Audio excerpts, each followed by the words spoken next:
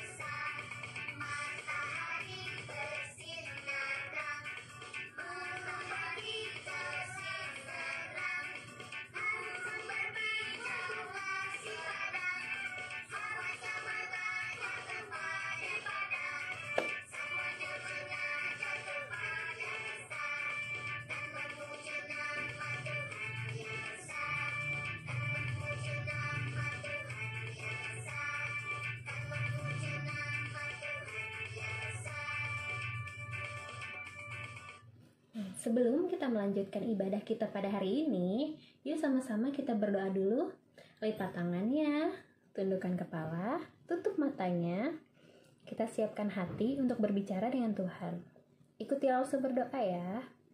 Tuhan Yesus, terima kasih karena Engkau masih memberikan kami semua kesehatan sampai hari ini. Ya Tuhan, terima kasih juga kami masih boleh mengikuti ibadah sekolah minggu. Ya Tuhan, sekarang kami mau melanjutkan ibadah ini. Kiranya Engkau memberkati kami semua dari awal hingga akhir ibadah. Terima kasih Tuhan, hanya dalam nama Tuhan Yesus kami berdoa. Amin. Adik-adik, sebentar lagi kita akan mendengarkan firman Tuhan. Untuk mempersiapkan hati kita, yuk sama-sama kita nyanyikan lagu Baca Kitab Suci, Doa Tiap Hari.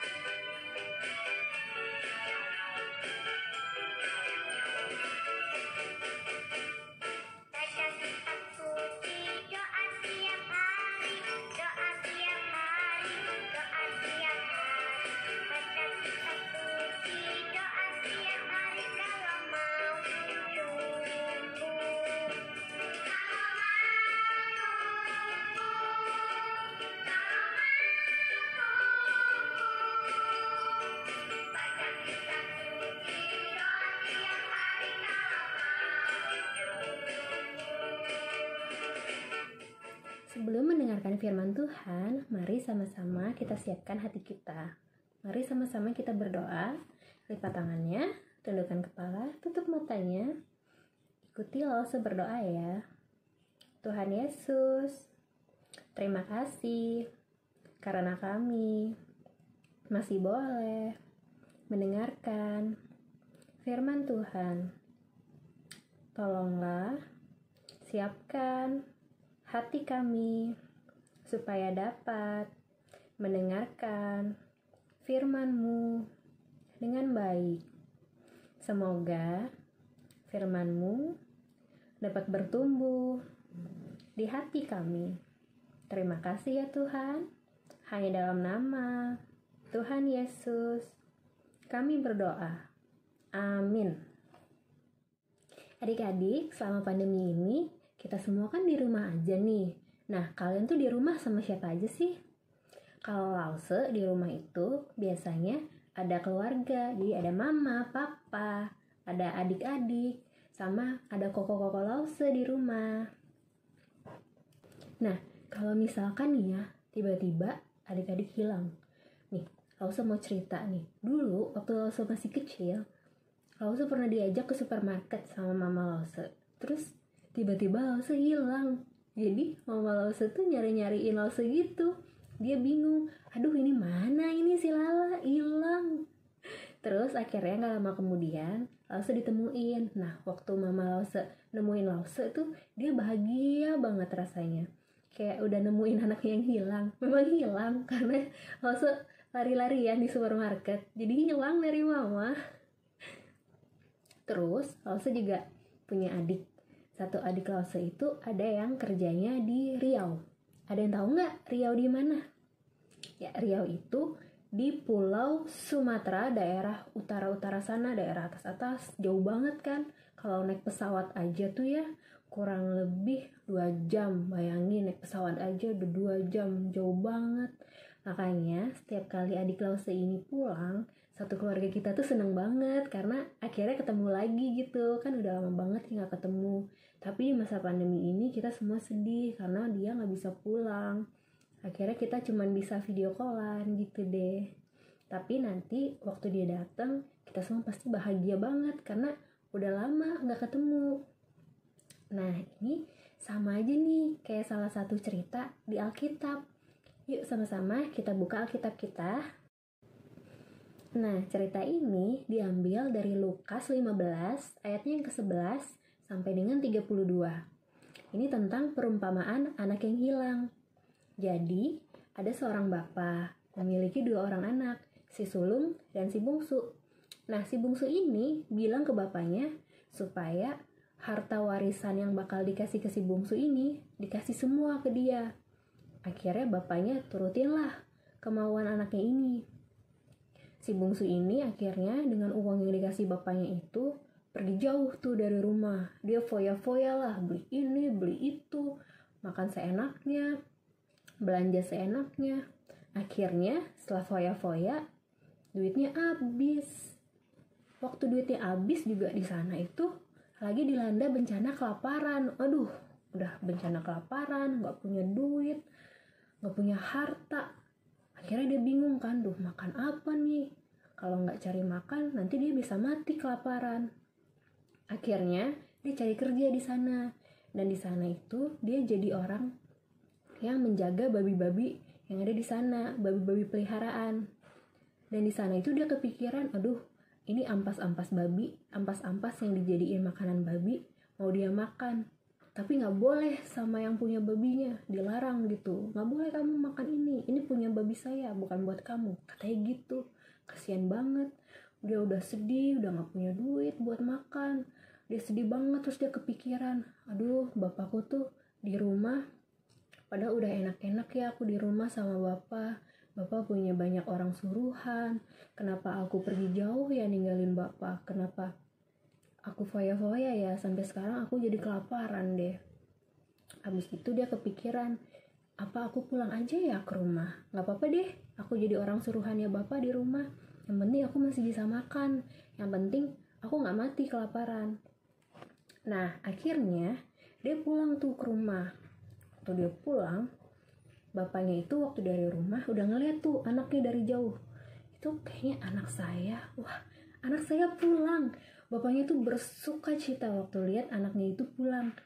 Akhirnya sebelum anaknya datang, dia udah nyuruh-nyuruh pelayannya, ayo tolong sediakan makanan, pokoknya hari ini kita mau pesta karena anakku yang hilang udah balik nih.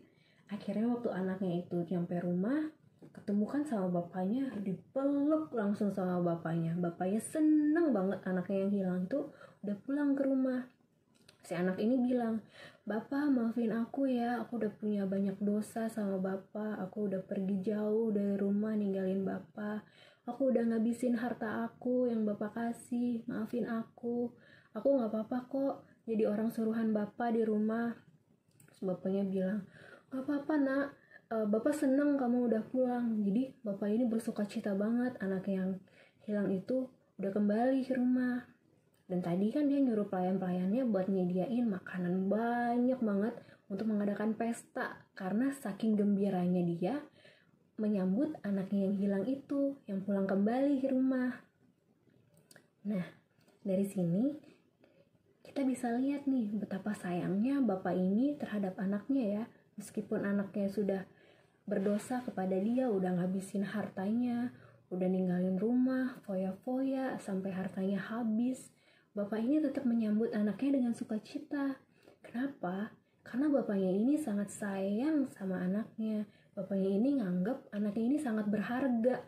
Meskipun anaknya ini udah banyak salah, meskipun anaknya ini udah banyak dosa.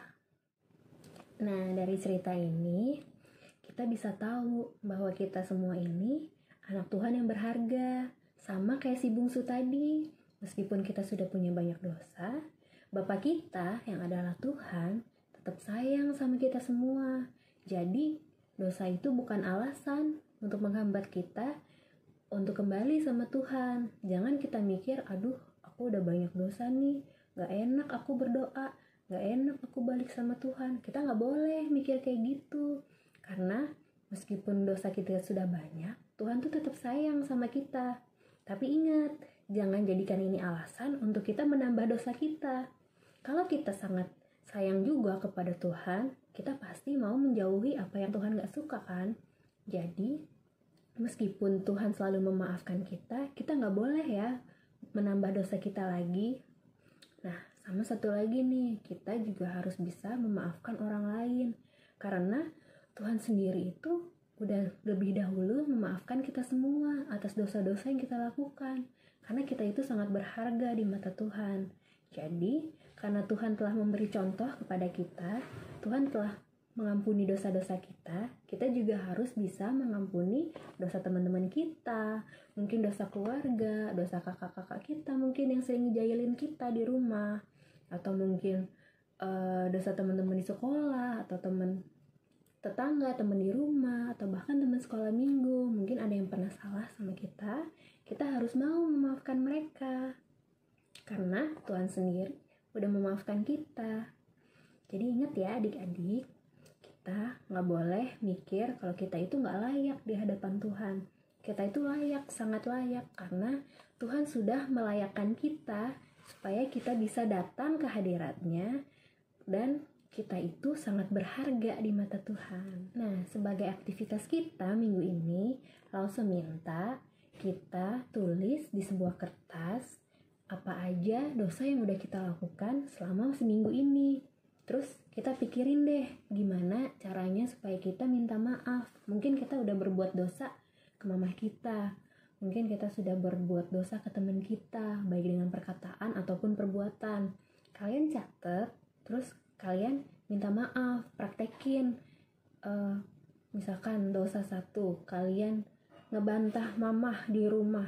Nah, cara minta maafnya kalian datang ke mama, "Mah, maafin aku ya, kemarin aku udah ngebantah mama." Kayak gitu salah satu contohnya ya. Kemudian yang kedua, kalian tulis juga di kertas itu kira-kira siapa aja sih yang udah berbuat dosa ke kalian. Terus kalian pikirin deh gimana caranya memaafkan orang itu. Nih, langsung kasih tahu rahasianya ya. Kalian harus punya cinta kasih yang udah Tuhan kasih ke kita untuk kita bagikan ke orang lain. Kalau kita mengasihi orang lain, otomatis kita pasti bisa memaafkan orang lain karena Tuhan juga udah memaafkan kita. Jadi ingat ya 2 tugas itu, dan jangan lupa kita doakan untuk mereka, baik orang-orang yang sudah kita berbuat dosa maupun orang-orang yang sudah berbuat dosa kepada kita. Kita doakan mereka semua di doa malam kita malam ini ya, jangan lupa. Untuk menutup firman Tuhan kita pada hari ini, mari sama-sama kita berdoa. Ikuti Lause berdoa ya. Tuhan Yesus, terima kasih atas firman yang telah kami dengar pada hari ini. Ya Tuhan, semoga firman yang kami dengar dapat tumbuh di hati kami. Ya Tuhan, berkatilah kami semua supaya kami dapat memaafkan orang-orang yang bersalah pada kami. Terima kasih ya Tuhan, hanya dalam nama Tuhan Yesus kami berdoa. Amin. Sebagai respon kita terhadap firman Tuhan yang baru kita dengar, mari sama-sama kita nyanyikan lagu Ku Istimewa.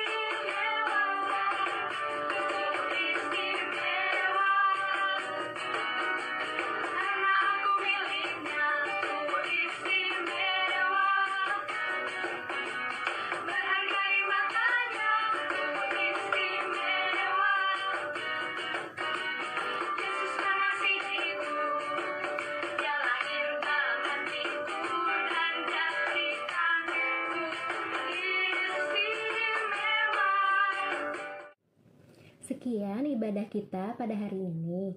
Semoga firman Tuhan yang tadi kita dengar dapat bertumbuh di hati kita dan Lause harap kita semua tetap sehat. Dadah!